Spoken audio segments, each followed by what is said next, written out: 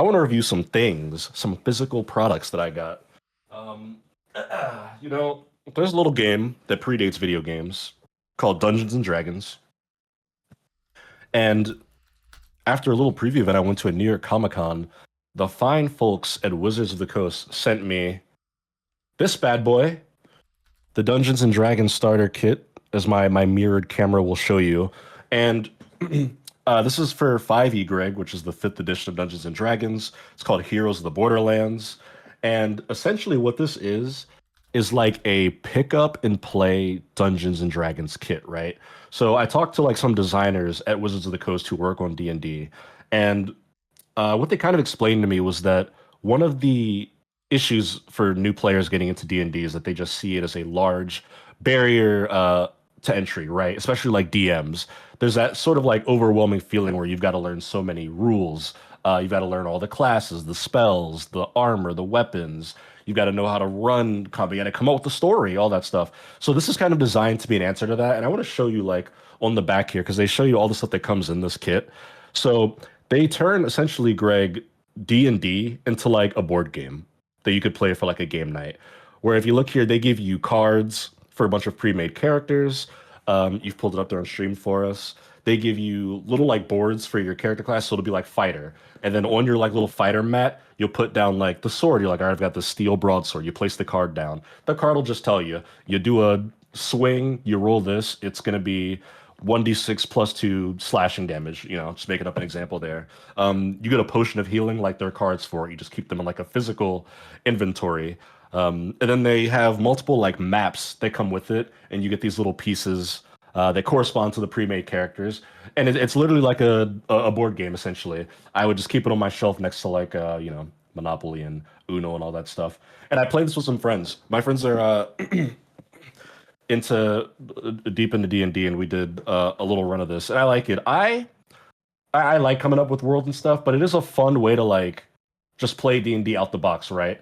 Like I think whenever I do play D&D, we have to plan. It's like, hey, this date we're gonna do this. I'm gonna get ready. We're gonna create characters. Get me a sheet. If you were just chilling with friends and somebody was like, dude, what if we just like ran a one shot right now? Like you could like pull this out and like pull it off. I think it's pretty cool. So I have that. But Greg, even more interesting, and this pertains to a little TV show we just talked about here on the Shacknews Twitch and Twitter account. Dungeons and Dragons Stranger Things collab, the Hellfire Club. So this, Greg, of course, features one of your favorite Stranger Things characters, Eddie Munson here, the leader, or I don't know if he was the leader, but he was the DM for the Hellfire Club in season 4 of Stranger Things. And if you'll remember, the first episode of Stranger Things, all the way back in 2016, opened with Dungeons and Dragons.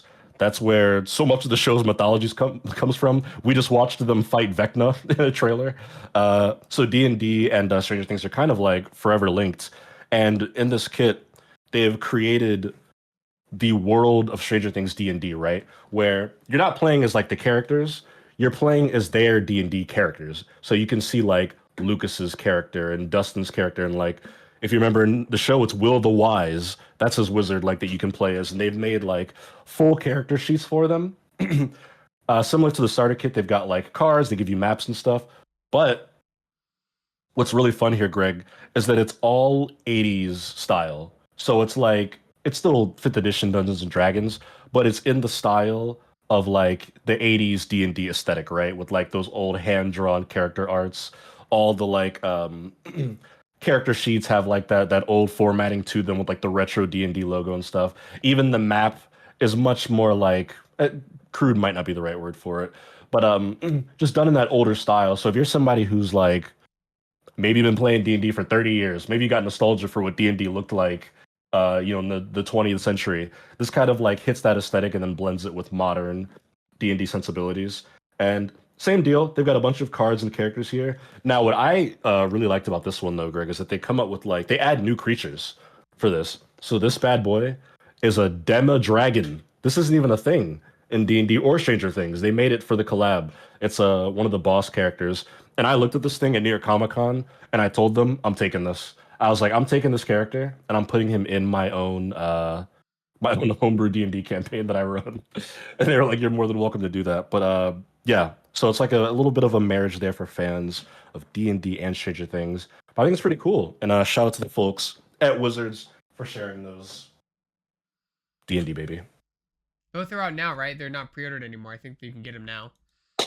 They are both out now, yes. I think the starter kit might have come out first, and then the Stranger Things collab came out a couple weeks after. But yeah, as of now, they're both things you can buy to own. But very cool. I want more stuff like this because D&D is fun, but I do think the high barrier to entry is a real concern that people have. So anything that lets you just jump in and play, I'm all for.